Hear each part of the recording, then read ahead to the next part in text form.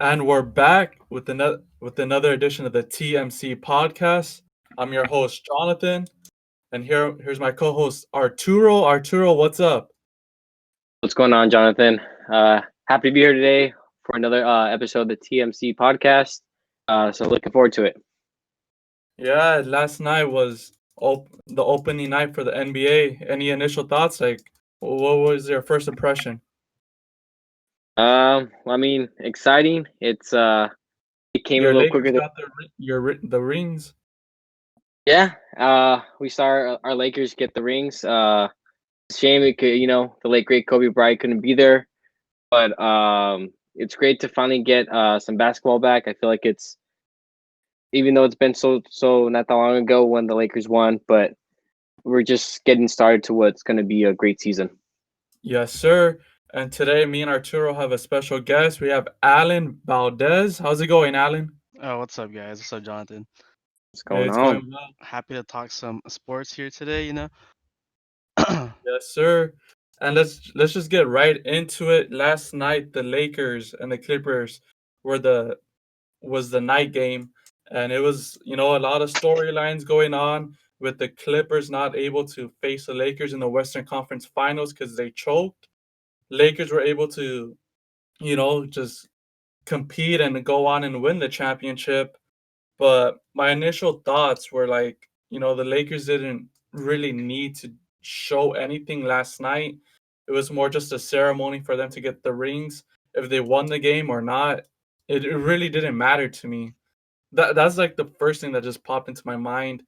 Um, there were some things that I wanted to look for. Did I expect AD and LeBron to go off and like each score 40 points? No. I mean, they just finished carrying the Lakers to win a championship. I don't expect this team to start getting on a groove until like late January, maybe early February. But those are my initial thoughts. I don't really expect much from the Lakers early on. Arturo, what was your early thoughts? What was the biggest takeaway you felt? I feel like my biggest takeaway was probably obviously the Lakers made arguably what's said around the league the best offseason moves. They've gotten younger, they've gotten stronger, more versatile. Obviously we want the results right away, but just as how we went through this process last season, it's more of a patience, more patient with the process. We know obviously what last night we saw the shooting, 3-point shooting was still an issue. Many times the rebounding was another problem that the Lakers had last season, and last night it showed. So obviously, LeBron and AD, like you mentioned, we're not expecting them to drop 40 that night. The main storyline was the rings to commemorate a well fought out season for the Lakers last season. But you know what? I feel like it's just give it time. I mean, it's only one of 72, and I feel like this is only the snowball slowly starting to form. So, but like you said, Jonathan, by hopefully late January, early February, when everyone gets playing together more often, you will see the groove, and then results will start coming in and making that charge, onwards to the next repeat title for the Lakers. Yeah, definitely, definitely. It's there was for it to be like such a short and off season for them. It's kind of hard to think, or it's hard to expect them to manage this game. It's a lot of emotion. Basketball's there's a lot of emotion in that game. So for them to go out there and they were just competitive. I wanted to see competitiveness, and that's it was a close game for mostly throughout. Alan, what were your initial thoughts? um, I think the two additions, Dennis Schroeder and Montrezl Harrell played great.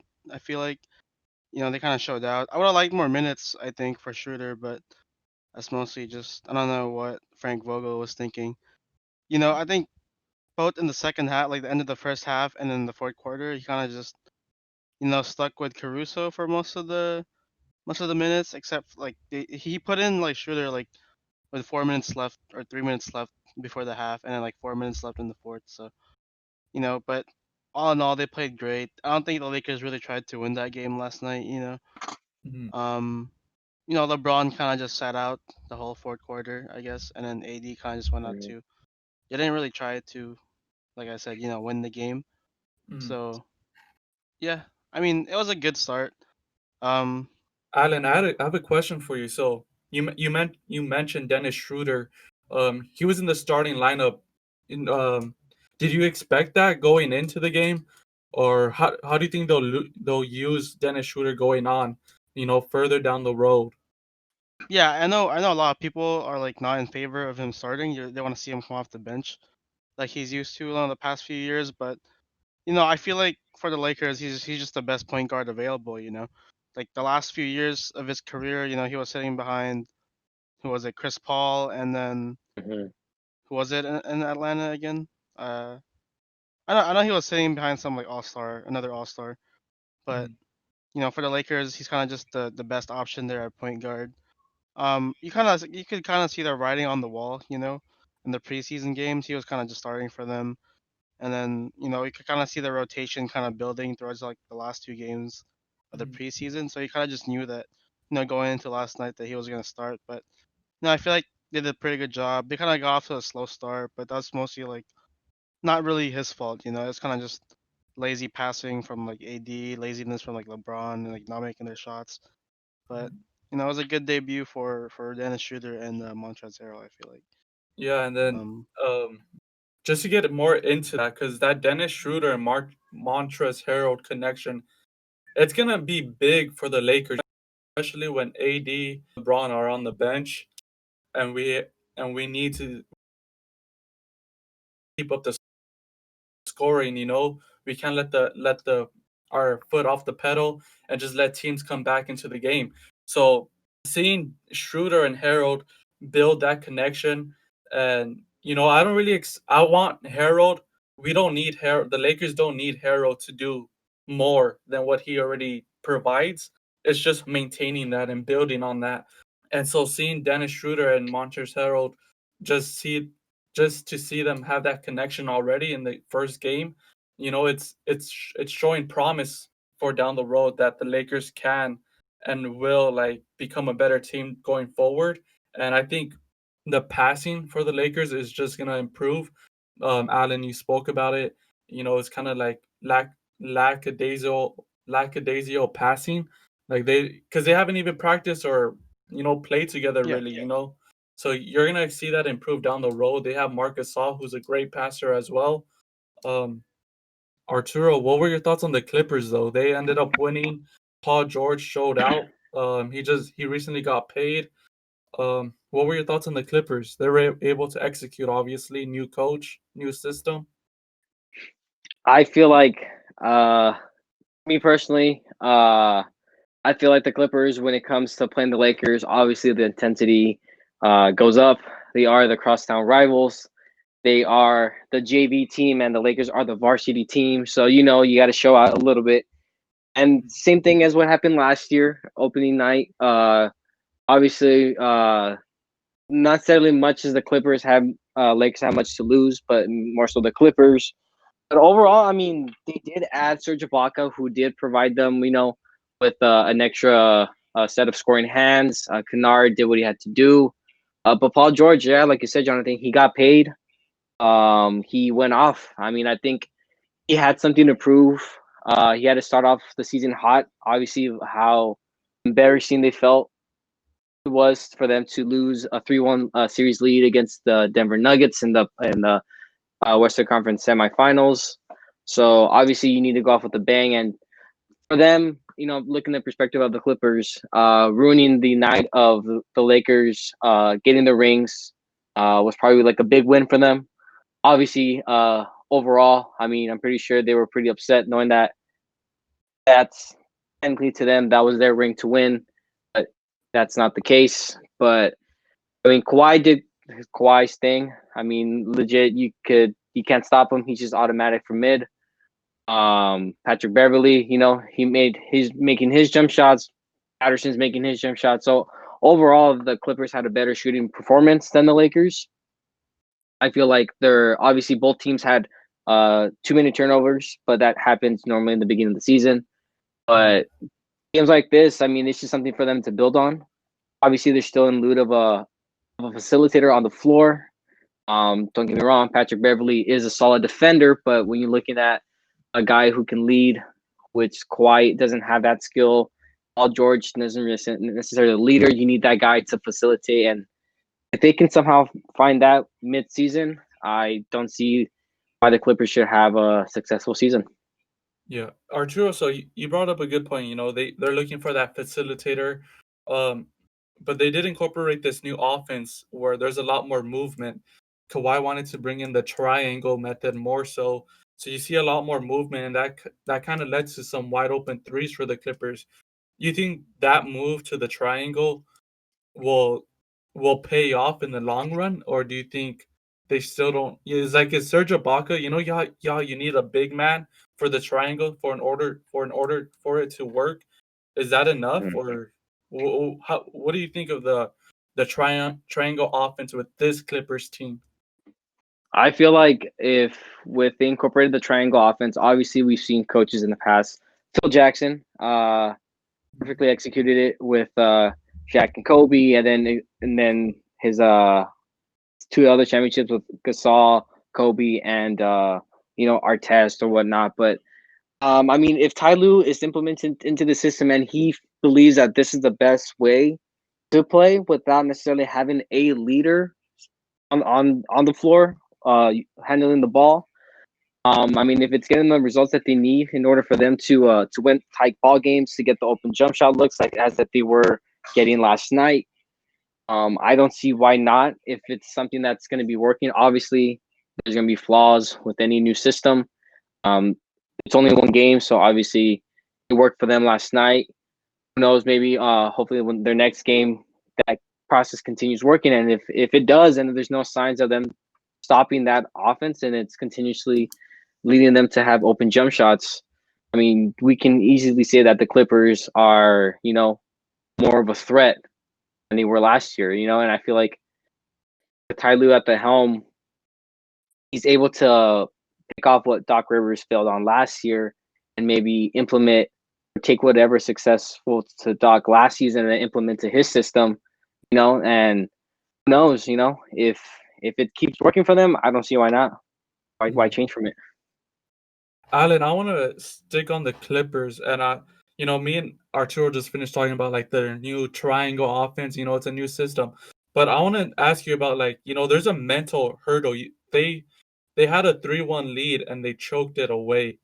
Do you think the regular season means anything to the Clippers, or it's all about the postseason for them and they need to overcome this mental hurdle?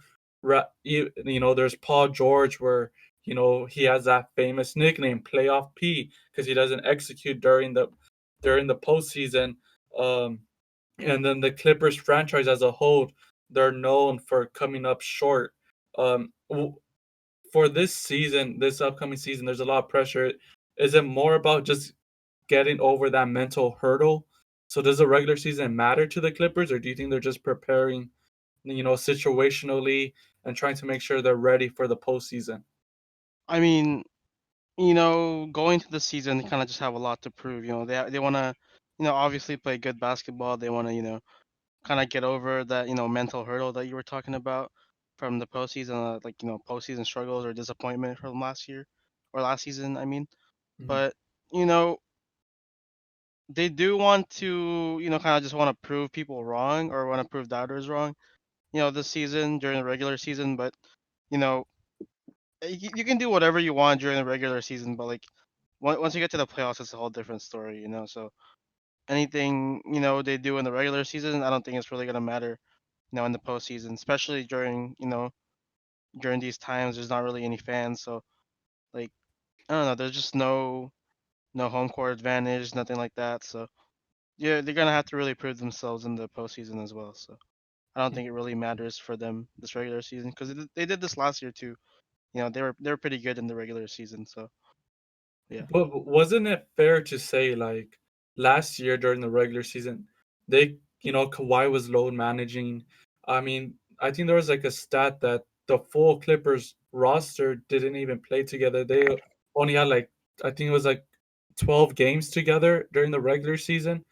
So, do you think they should focus more so on building this connection now rather than wait till that postseason and then just, you know what I'm saying? Yeah, I feel like you definitely have to build, that chemistry on the court because, if you don't really play that much on the court against actual, basketball or NBA teams, you're not really gonna, you know, find that chemistry or know what to do in like certain situations or like close situations like in the playoffs. Yeah. So you could kind of see that last year, they were kind of, yeah, like famously like Skip Bayless was saying, they kind of just looked forward to the Lakers the whole season. Like during the regular season, they didn't really care, or during like the postseason, they were kind of just looking ahead already towards like facing the Lakers, and they didn't really like you know take the Denver Nuggets seriously or anything like that. So you definitely have to build that chemistry so you know how to like face like adversity, like last year against the Nuggets. Yeah, definitely. Arturo, any final thoughts on the Clippers and what's their ceiling? Are they a championship level team? Um, I feel like obviously, like Alan said, they have something to prove. I feel like in any case, losing a 3-1 lead isn't the most kind way of losing a series. Especially when you were consistently the number two best team in the Western Conference all year. But I mean, I still feel like if Kawhi and Paul George still get that special treatment that reports are saying that is true, that he is load managing certain games, or if he's not willing to practice with the team, or whatever the case may be. I feel like if they don't figure that situation out now, and by the time the playoffs do come around, obviously we saw what happened last year. I feel like it can potentially hinder them to going further into the postseason. Because to me, the goal right now for the Clippers is to win the title. But personally, should sit back on what happened. Is just getting past that second round.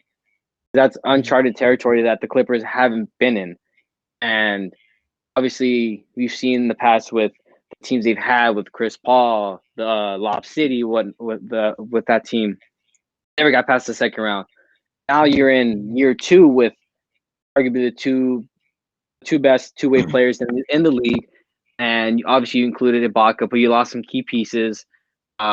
Point guard still an issue there, but with the new system, right now their goal they can contend, but to me it should be a step at a time. I mean, if they can get past that dreaded second round, and then if it's the Lakers Clippers Western Conference Finals that we all wanted, who knows? So but they are in the mix for a title this year, I can say. Yeah, definitely. So moving on, there was an early game on opening night, and that was the Nets versus the Warriors. And before we get into the Nets, I want to just bring up the Warriors real quick. I kind of had this running through my mind. Warriors, they had this nice little dynasty. It started out with Draymond, Clay, and Steph, and then they brought in KD to become even more dominant. But the injuries to Clay, back-to-back injury seasons. It's unfortunate. Um, Steph is getting older. Even Draymond missed yesterday's opening day game due to injury. I'm just like sitting here and I'm thinking like, man, shouldn't the Warriors just start rebuilding the team? There was a thought where I was like, maybe the Warriors should trade Steph and accumulate some talent, but I don't think they'll do that just because that's their franchise player. That the number 30 is going to be hanging in the rafters for the Warriors. So I don't think they'll go that far. But then I was thinking, maybe it's time to find a new coach as well because, they trade for Andrew Wiggins. He's not developing into anything other than what he usually is. And that's just, around like 18 to 20 points a game, which is decent. But, if it's him or the coaching, I don't know what it is. But I think Steve Kerr isn't the right coach for the Warriors right now. I think he's gonna be leaving soon. I think he just ran out of time there because the Warriors are not no longer a dominant team and they need a coach that can develop players now. Steve Kerr was great because he was able to manage personalities, and not just personalities, but big star personalities, and guide them to the championship. Now the Warriors are not even close to a championship, and I think they're just falling even further behind if they don't get the right coach. Um, that's my initial feed. Like while I was watching the game, I'm like, dang, this Warriors team needs, they need something. They need some like oof. Like they're not even that watchable anymore, and that's what we're known for. Like you see the Warriors playing, you want to go on there and watch, some 3-point shooting and stuff like that.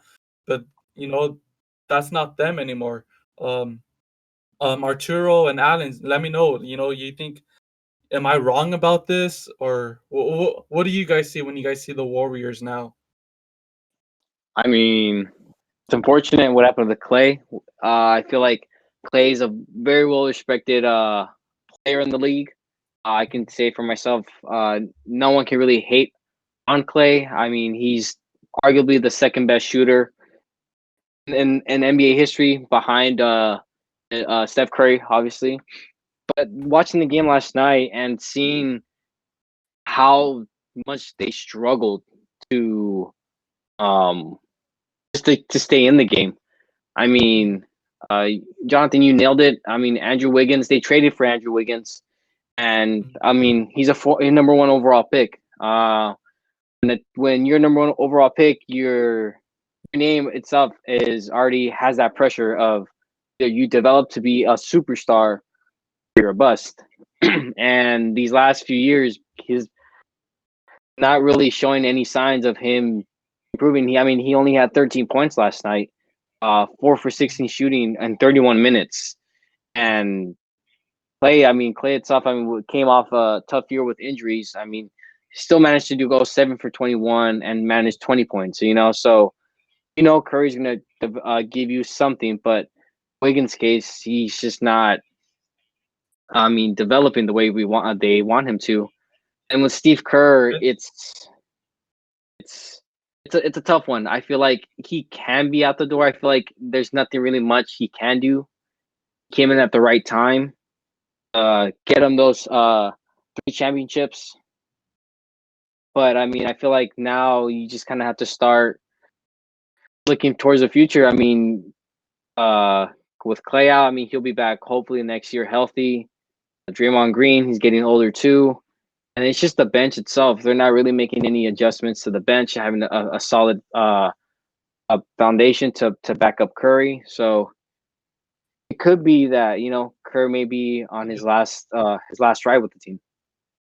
Yeah, and then Oh, we brought up Wiggins, and then they just had a top draft pick.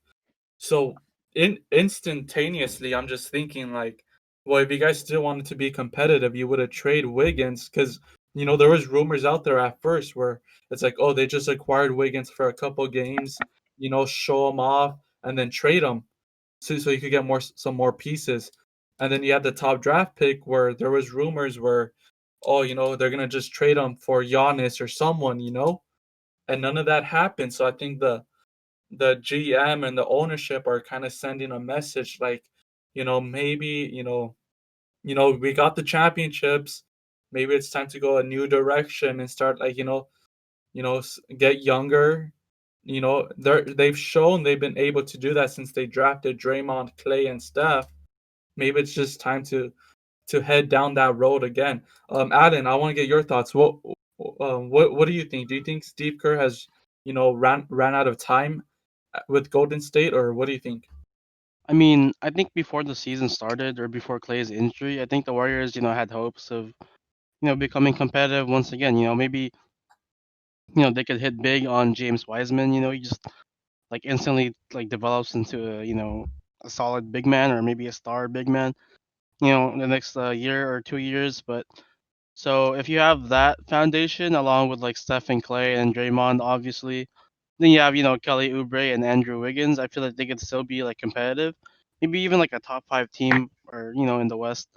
But now that Clay has obviously been injured, I think maybe it is time to start moving in the new direction. I don't know about the coach. I mean, Steve Kerr did have some thoughts about maybe retiring a few years or 2 years ago or something like that. I don't know if you saw the news back then when Yeah. he was having health issues. Yeah. With his surgery and stuff. So he was kind of just taking games off back then, having Luke Walton coach for them. So maybe, he does, maybe not they're not that competitive right now. He wants to maybe take a step away from basketball now. But I think the Warriors could still be competitive this year. I mean, if James Wiseman does, put up Rookie of the Year numbers, they could still be pretty good. Steph Curry's still Steph Curry. You got Draymond Yeah. coming back. Kelly Oubre. Like you said, like Wiggins can give you a good 18. I don't think he 18 to 20, maybe like 15 to 17 points per game. I think they could still be a playoff team in the West this year. So that's one of Yeah. my actual predictions for this year. But I think they could still make some noise in the Western Conference for sure. Yeah, we'll see about that. So those were my initial impressions. I think the Warriors are done. I think they need to start rebuilding now. It'll just make it easier for them since they're acknowledging where they are as a franchise as of right now. But the Nets are back. They're actually healthy. KD dropped 20. The Nets actually have three players drop 20. Um, Arturo, I want to get your thoughts actually. What do you think of the Nets yesterday? I mean, that feels like Kevin Durant. Is he like back to normal? Because I really didn't see anything like. Obviously, they limited his minutes. Obviously, coming back from Achilles injury, it's arguably one of the toughest injuries to come back from. But seeing them the way they played just last night, I mean, and Steve Nash, his first official game coaching, the Nets look like they are the real deal on paper. But I mean, don't get me wrong, look good. I mean, Durant, Irving can do what they have to do. Andre Jordan's going to give you the not so much offensively, but defensively on the rebound side. He's going to give you what he's going to give you. Joe Harris, Chris LeVert. Yeah, I mean, the list goes on and on of like the players the Nets have that they can easily just bring someone on to just to make continue that same pace. Yeah. But I You feel you like definitely sound you definitely sound hesitant. Is it just because they face the Warriors you're not buying into it as much? I'm obviously on paper. I mean, everyone's giving saying the Nets are going to win, but at the same time, it's like you. I'm pretty sure the front office of Brooklyn is going to keep their eye on Durant. I mean, obviously, he did get that surgically repaired Achilles. But it's like, how fast you want to just shove him into the fire, you know? I think he's going to be on minute restrictions for the first couple, maybe months of the season, and then once find that groove. But I just do feel like without having Durant on the floor at all last year, and then seeing how certain guys now had to give up certain roles on the team to make in room for Durant, obviously, I feel like that could hinder them in like the morale of the team. That once be getting 35 minutes a game, now you're limited to 20, and then your touches in the game is gonna be less than what you did last year. It's a new team. I feel like they can contend for a title, but I feel like they kind of have to figure that chemistry side of it first. And if they figure it out quickly, by all means, they're gonna be um making a run for the title. I do have them coming out top of the Eastern Conference, so I Mhm. see no problem of them dominating the East this year. But playoff time is a whole different ball game. So only then, I mean, we're months away from that, but looking at them right now, they look like a top team in not Yeah. only the East but in the NBA for sure. All right, Alan. KD, Kyrie, and a solid bench. Does this make the Nets the favorite in the East? I mean, for sure, like KD's, I don't know. I didn't really watch the game much last night, but I've seen some highlights. So the preseason, he kind of just looks like his like normal self. So if you have the same old KD, I mean, him alone could be like a threat. But now you have Kyrie also, so they're definitely a championship contender. Plus, they have a really solid bench. I think.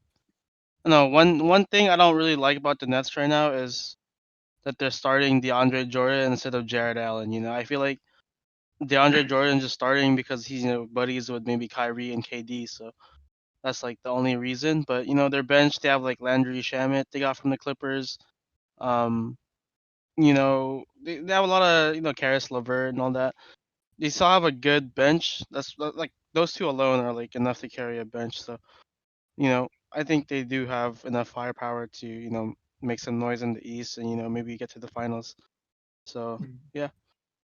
Yeah, and it's interesting because you know, you have, you guys were talking about, oh, is there going to be rotational problems because, you have KD and Kyrie coming back, so that means someone has to take a lesser role. I I understand that kind of point of view, but at the same time, I feel like, the KD at least is coming back from injury, so his minutes are not going to be top tier, and even they're just working him back. So if he just plays like 20 minutes a game, I think that's more than enough to get him ready for the postseason.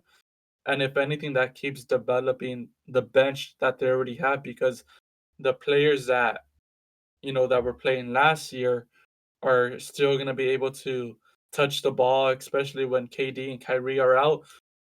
We saw the Nets, still be able to score in different ways yesterday against the Warriors.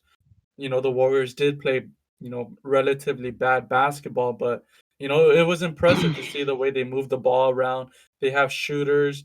Um, Allen on Arturo, you guys pointed out Allen. There's other center, the backup center. He was still making plays yesterday, even off the bench. So maybe the way they utilize the rotation, they'll put the more impactful people on the floor during the fourth quarter crunch time.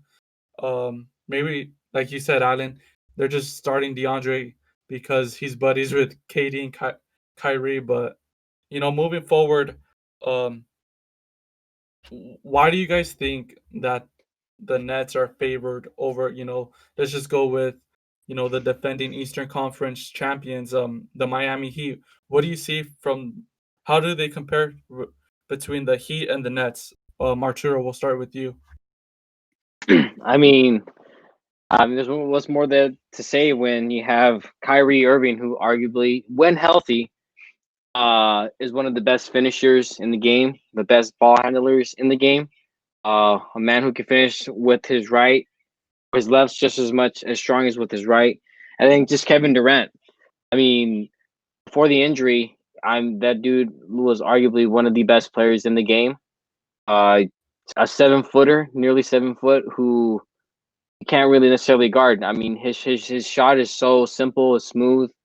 I mean, he's one of the best, I think, all around players in the game. And then the Heat, I feel like they were on just a different level. I feel like we still need to see Adebayo, who broke out, who had a good season last year, is ready for that breakout year this upcoming season.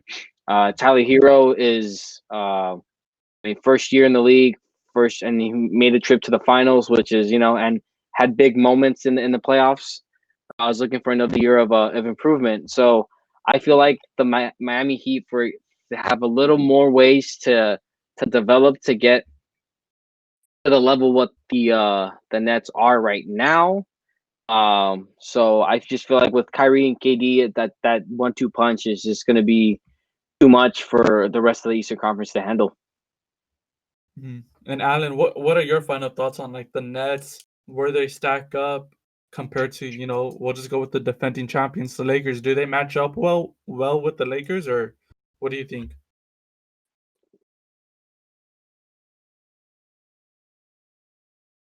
You talking to me? Yeah, Alan. Oh, I mean, yeah, they do match up well with the Lakers. I feel like anytime you have a KD and a Kyrie, you're gonna match up well with anybody. I think you can throw out anyone or any of these teams. Who really is gonna stop KD? I feel like if you do get to the finals with against the Lakers, you could put out AD against KD. Kind of just to match up with that length and athleticism. Because I think AD could guard anybody. 1 through 5. So you know, so I guess the Lakers match up well against Brooklyn, but KD is still KD. He's still gonna do what he does on a daily basis. I don't think the Lakers have anyone to stop Kyrie. But like we saw last year, during the bubble, I think the Lakers were pretty good at stopping point guards. They really contained Damian Lillard, Jamal Murray, and all that. So with the right pieces or the right, defensive system, I feel like the Lakers can still stop like anybody. But last night wasn't really, a product of that. You didn't really see them stop anyone for like the first quarter, but I feel like both teams match up well against each other, so I'm really interested to see how that plays out, during the course of the season, I guess, if they do meet up later on. Yeah, definitely. I want to see how this Nets team ends up and where they stand at the end of the year. And talking about the end of the year, since this is the yesterday was the opening night, um, each of us, Alan, Arturo, and I are gonna forecast the NBA season as we each predict two things that will happen. Alan, let's start with you. What are your two predictions? Two predictions that will happen this year in the NBA. Oh, my first prediction, I already said it earlier. I feel like, not a lot of people are counting out the Warriors, for the season after the Clay injury, but no, I feel like they're still, gonna get into the eighth, seventh, or sixth seed in the West, and maybe they can make some noise like the OKC Thunder last year in the playoffs. And for my other prediction, you know, um, what, I'm gonna just go ahead and say, I think the Rockets are still gonna be a pretty good team. I feel like John Wall has a lot to prove this year. They look really really dysfunctional right now. I don't know if you saw the news that just came out, but John Mm. Wall, DeMarcus Cousins, aren't gonna play in the season opener tonight because of And they some just canceled the game as well, oh, see Yep. there you go. But or they you know postponed it. I don't know if they're really gonna trade Harden soon. Hopefully they do and they get some good value out of it. But I feel like that team could make the playoffs as well. They still have some good pieces. Christian Wood, is pretty good. DeMarcus Cousins is still can put up some big numbers. And then, they still have some good pieces there, with John Wall like leading them hopefully. And the return for Harden. But yeah, I feel like Golden State and the Rockets are still gonna be pretty good this year. And I just want to be clear, Alan. Like what's your range for the Rockets? Like what's your definition of being pretty good? Like is just making the playoffs good enough for them? Anytime you make the playoffs, right now with like how dysfunctional their team is, or how like so many uncertainties, come with the Rockets right now. I feel like Mhm. they take a playoff spot right now, but maybe that's not what they want. Maybe after they trade Harden, they want to go for a full rebuild, But you still have John Wall, which is a pretty big name out there. So like the Warriors, maybe an 8th seed, 7th seed, 6th seed, like something like that. They could still, grab in the Western Conference, definitely. Damn. Talk about making a prediction right there, Alan. You're high on John Wall. That's what I'm I high on John Wall, heard. man. Arturo, let's go to you. What are your two predictions for this upcoming NBA season? So, as Alan pointed out with James Harden, I feel like he's gonna get traded mid-season. That's my prediction. One of my Hey, two. you got to give us a team, though. Come on, make this prediction real. Where is he I going? feel like he's not gonna go to the 76ers. I feel like he's gonna go to like a midfield team. If honestly, if I had to pick a team that like can best suit him, maybe the Timberwolves or possibly maybe the Indiana Pacers. I know Victor Oladipo is looking a way out of Indy. With the whole situation, and I feel like maybe Indiana, if they have the right pieces, I don't know how the team's looking like right now, but I feel like James Harden is only hindering the Rockets organization as a whole. I mean, John Wall is looking, like Alan said, ready to prove a point. He's him and Boogie, both of them are have a chip on their shoulder to prove that they're still uh a big players in the league. I feel like just James Harden's at the point now after what happened last season. I mean, losing 4-1 to the Lakers in that fashion that they did, it's just what more can you do? I feel like you just gotta kind of get rid of him. I mean, it'll be hard to find the right pieces, the right amount of draft picks you're gonna probably need to give up to get him. His contract obviously is another issue, but I feel like the quicker you find a suitable place for Harden, the best deal for the Rockets is gonna make their future look a little brighter. I mean, they did give up their future for Westbrook, and look how that turned out. So it's not looking good. So I feel like you got to do the opposite now and just Harden's easily the top 5 player in the game, top 10, I would say. I feel like someone can definitely has the right pieces to trade for Harden. Yeah. And what's your second prediction? My second prediction, this season, and it may be a little surprising, but I feel like the Bucks are going to be in the playoffs. That's no doubt. Mhm. I feel like they're not going to make it past the first round. Ooh. That's my prediction. I feel like Milwaukee. I mean, the biggest issue of Milwaukee for them was if Giannis was going to resign. He resigned. He's got arguably the biggest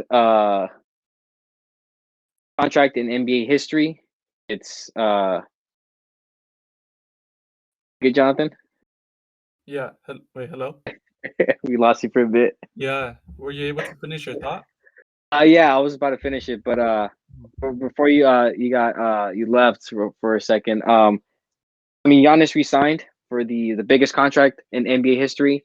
That's their main mission.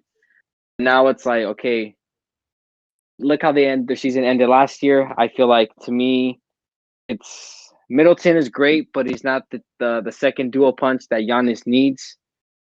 And I mean, Giannis says he's committed for the next 5 years for with the franchise. So it's up to them to figure it out. But if they don't do that, I just don't see them making it past the first round. I feel like that's just gonna just haunt them. I feel like they barely survived getting one against the Heat. They could have gotten swept.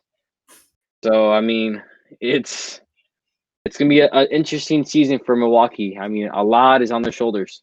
A lot is on the shoulders of Giannis. So none of the moves that Milwaukee made impressed you enough to say that they're serious contenders. I feel like you got good small pieces, but I mean, you look at every team, almost every team, they have a solid 1-2 punch.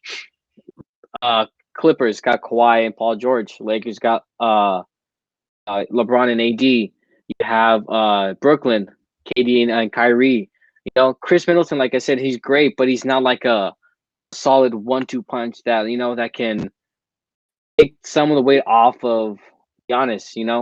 And I feel like, to me, you need that missing piece. And the way the league is going in that direction now with a lot of duos, it's obviously you need a great foundation, but without a solid duo, it's going to make it a little tougher, a lot more tougher. But I mean, only we'll find out and see come playoff time, But that's just my gut feeling right now that I don't see the Bucks making it past the first round.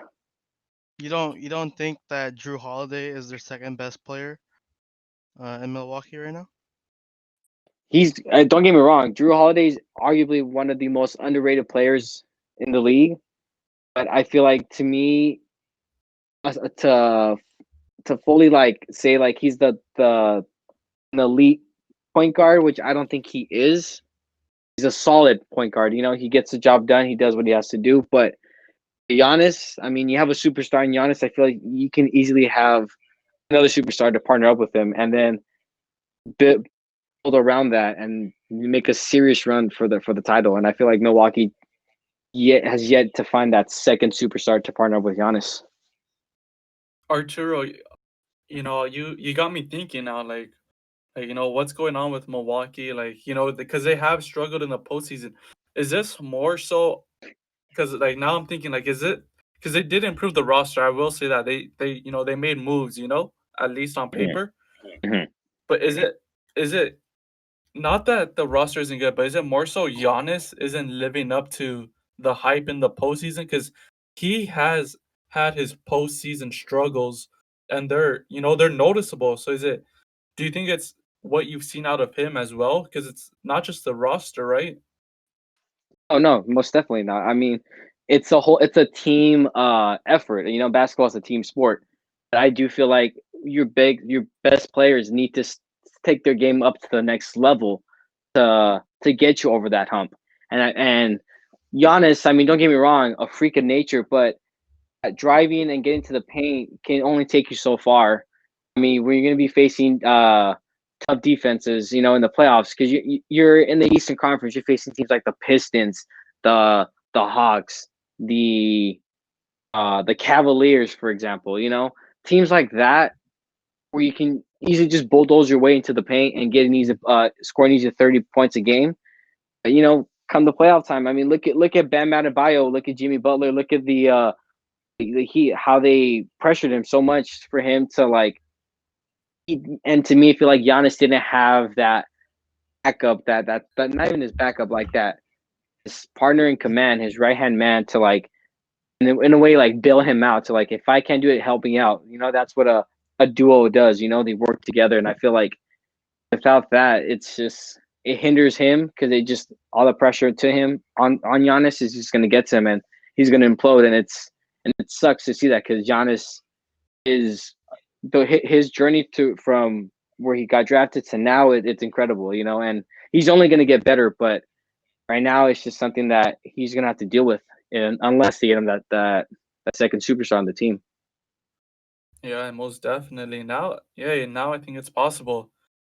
It's kind of maybe where they're positioned because they might end up facing one of the lower seeds in they might face it in like the Orlando Magic maybe because they Mhm. tend to do well in the regular season, but I do see them failing again just because of the lack of superstar power they have on that team. Um, Yeah. so going to my two predictions for this upcoming season, I'm gonna start off with saying the 76ers will make a lot of noise this year. And I think they have because they were able to get a new GM, they got a new coach, and most importantly, they got shooters back. They got Danny Green. They added a couple more shooters. You're joking, I right? know you're laughing. I know you're laughing. I'm just hoping Danny Green could, he had a rough postseason. I don't, as a veteran, I think he's mentally tough enough to rebound and improve off of that, improve off of at least last postseason and show what he's really made out of. So I think the 76ers are going to make a lot of noise and they could possibly represent the Eastern Conference in the finals. I'll go that far. I'm what do you guys think? Am I crazy on that? I mean, Yeah. a little bit with the whole Danny Green, man. I don't know. I look at his numbers now with obviously the Lakers horrid. I mean that he missed arguably the game-winning shot, game 4 and game 5. Mm, My apologies. But in Toronto, he had 42% from the 3-point line. The Lakers got him for that 3-point shot, and he didn't deliver. And don't get me wrong, a new maybe a fresh start for him, but same thing as Philly fans and Laker fans, they're not very kind to like process wise. I mean, they've gone that process, so I mm. mean, we'll see. Hopefully, like you said, maybe he's mentally tough. I mean, that criticism he's gotten could be, but I don't see it. I don't see Philly do anything unless Simmons develops a jump shot. That's to me the key thing. Yeah. So that's what I was thinking. I was like, it's been like so long. It's been like what year are we into like this quote unquote process? You finally got the new coach. People have been saying it's time to change up the coach. Well, here it is. Here's the new coach. You had shooters, you let them all go. JJ Redditt left, so you bring in new ones. Whatever's available, they were able to get.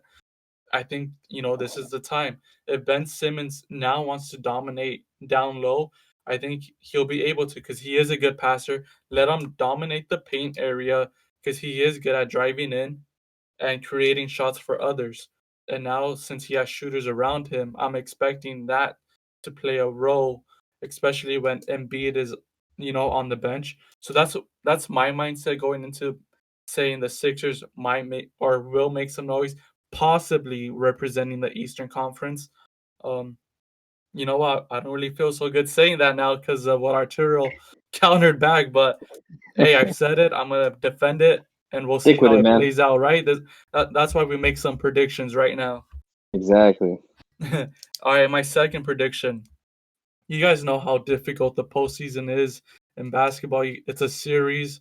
You gotta be mentally tough. We don't know what to expect. This postseason around, last season, it was in a bubble. Who knows what the postseason will look like this year? But I'm gonna predict one thing: the way the Lakers were able to accumulate all this talent, they had a shortened off season, so they're gonna be clicking at the most perfect time, like entering the postseason. They're gonna be red hot. I'm gonna predict the Lakers will go undefeated in the postseason, 16-0. 16-0. Ooh, they're Even gonna breathe. They're even gonna beat even the. Shaq and Kobe didn't do that, bro. I know Oh man. Kobe and Shaq lost one game. You guys Yeah, remember against the that? Sixers, Yeah, game game one. one. Yeah. So now 16-0.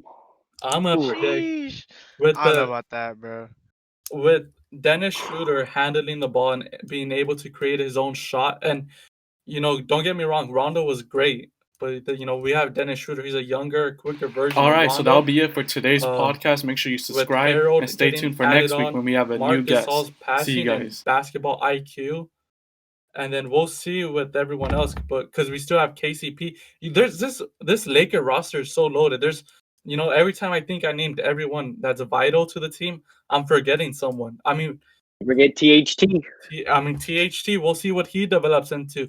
And last night, I even forgot Wesley Matthews was on the team. We'll see what he's able to do later on down the road because he is a 3 and D guy, and LeBron loves those kind of players because he creates open shots for them.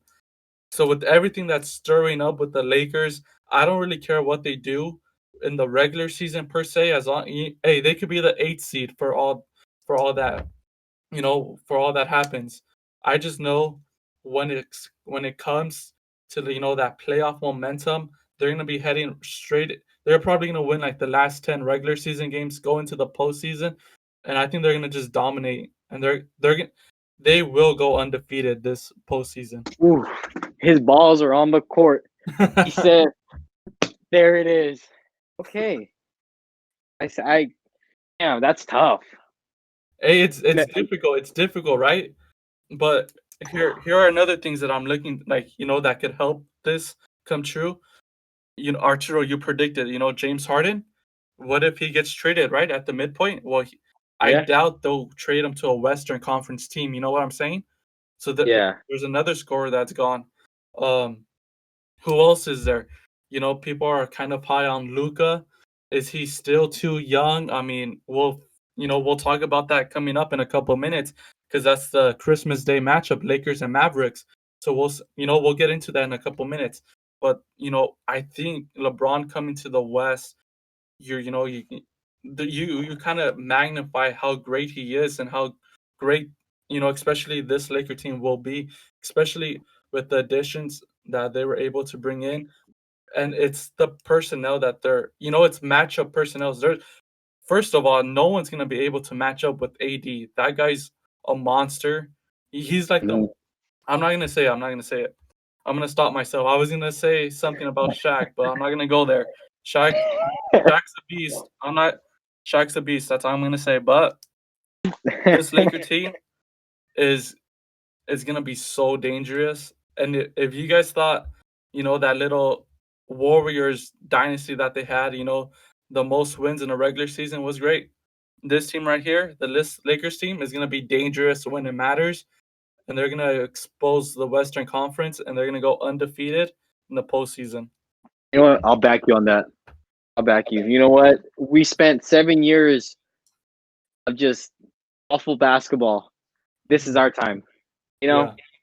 the end of we started the 2010s with back-to-back titles. Well, guess what? We'll start the 2020s with back-to-back titles. I'll back you on that, Exactly, Jonathan. bro. I'll back you on that. All right, you guys ready? Let's get into this Christmas Day matchups. Alan, we'll start with you. What's one game that's caught your eye that you think will be a good watch this Christmas Day? I mean, out of the 5 games, I feel like, hmm, Clippers Nuggets, man. I want to see that game. That's the most. I want to see how the Clippers respond. After this disappointment from last year or last season, rather. No, I don't really think the rest of the games are that interesting.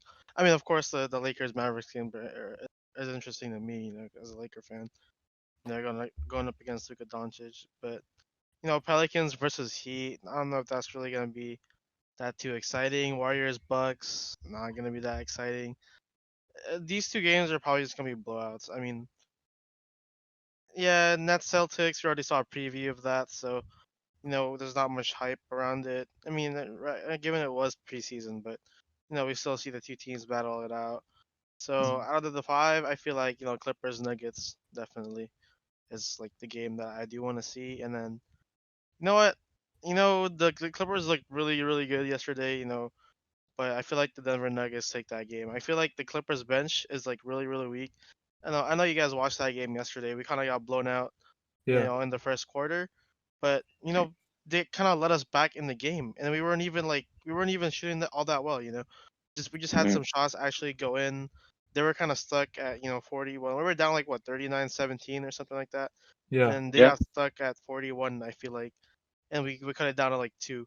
So like their bench was like really really disappointing. I feel like for them, like they don't really have anyone coming off the bench. I mean, I do they were missing Marcus Morris, but he would be slotted in that starting lineup, and Nick Batum would go to the bench. But I don't think Nick Batum would is like that polarizing of a player. Their No. bench really consists of Luke Kennard, I guess Nick Batum, Patrick Patterson is another disappointment. Yeah, Jonathan just left, but I guess I could keep going. But Keep going, man. Patrick Patterson, all that, Reggie Jackson, not really the best pieces. Zubac did play well last night. He was really shown out. I feel like he just manhandled, Montrezl Harrell in the post yesterday.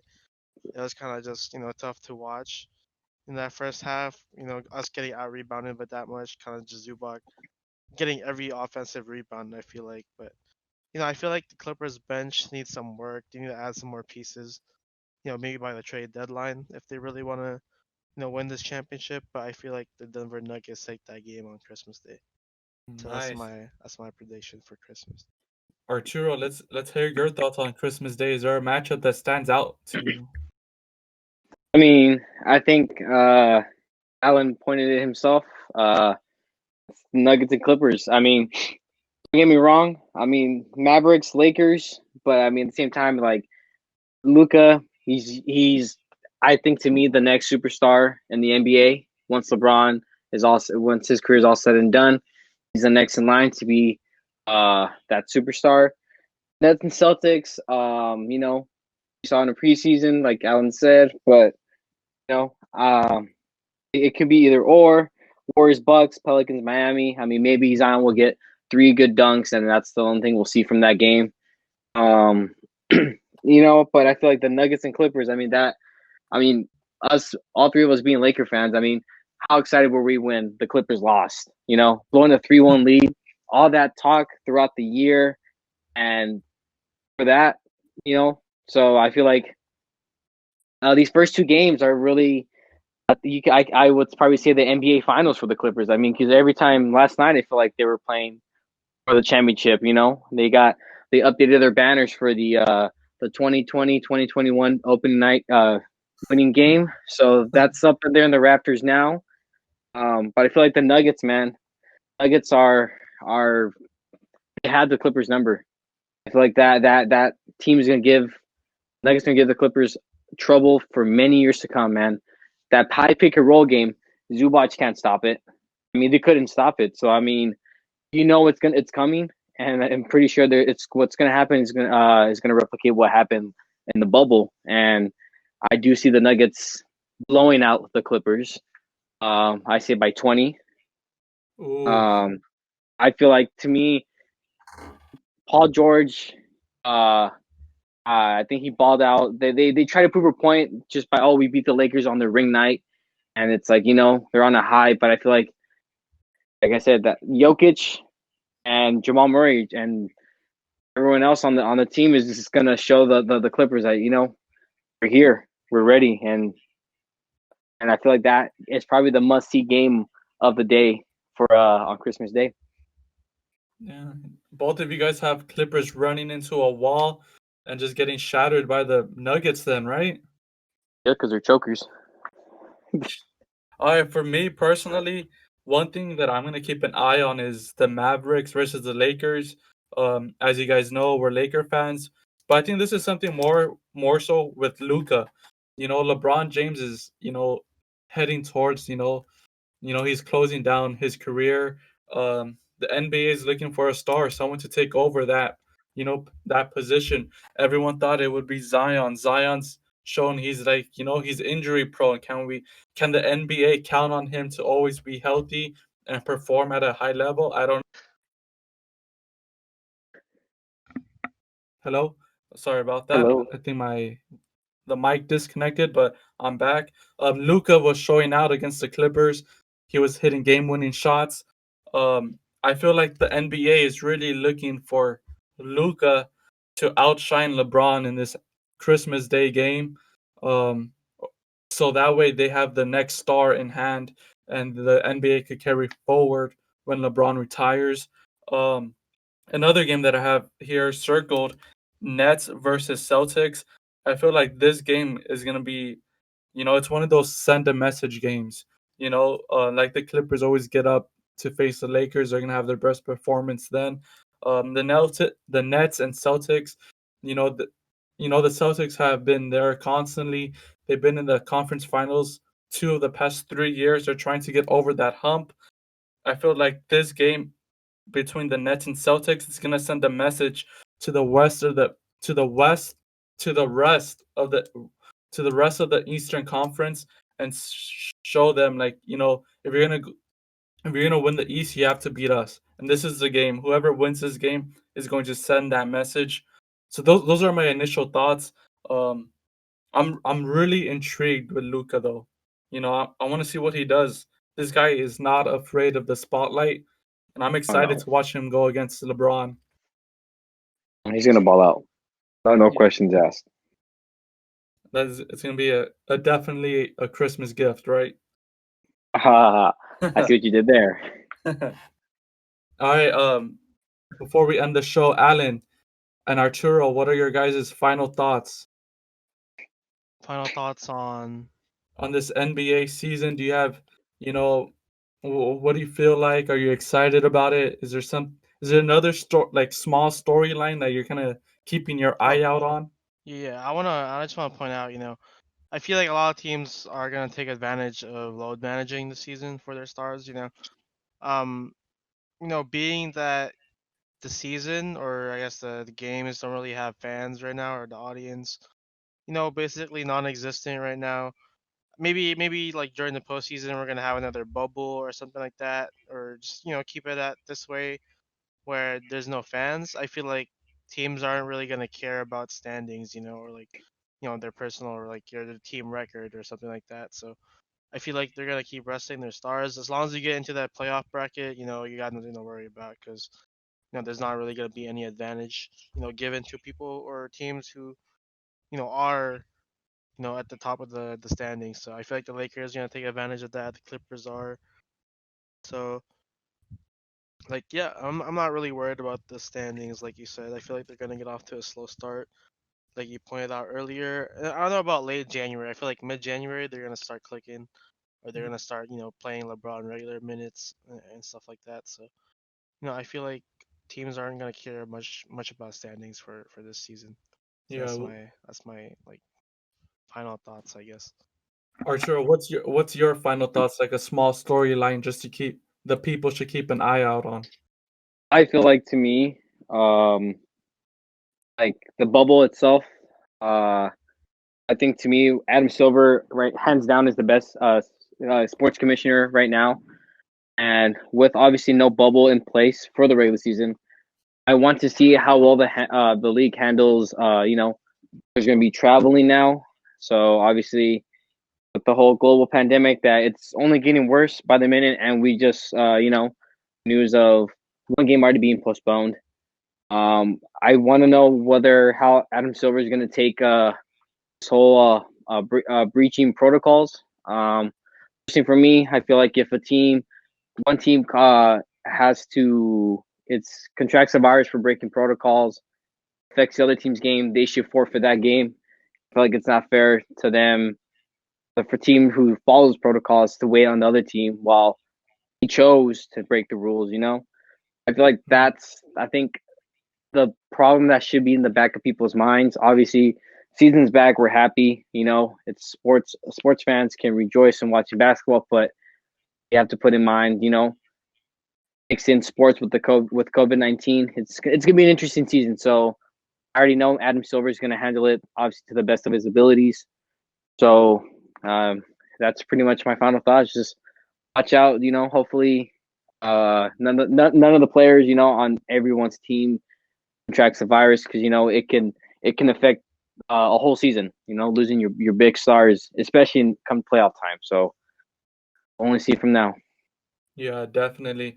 Like Arturo said, we started the season. Let's see how well it goes from here on out, because we're still in a pandemic. We'll see how it goes. My final thought, one storyline to watch out for, keep an eye on the Suns. I think it's very interesting. Chris Paul, gets traded to the Suns. You have Devin Booker. The Suns were the hottest team in the bubble. Um, Unfortunately, they weren't able to make the playoffs, but they went undefeated in the little 8-game scenario, the play-in games. But it, it's kind of interesting. I want to see how that plays out. If Chris Paul continues to be this, coach on the floor and just keeps developing teams, and it'd be interesting if they do make the playoffs, because Devin Booker's fun to watch, and that's another star in the Western Conference.